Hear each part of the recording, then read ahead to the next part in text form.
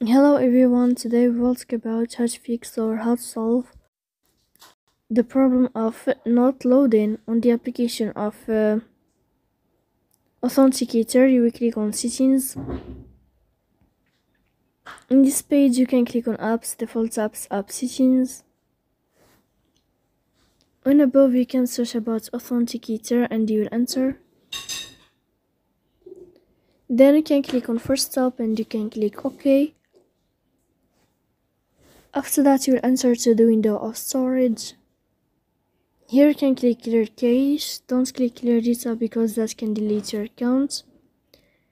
In the end you can turn off your phone and you can turn on your phone again. So please don't forget to support us by like and subscribe. See you next time in another video, and thank you for your attention and your watching.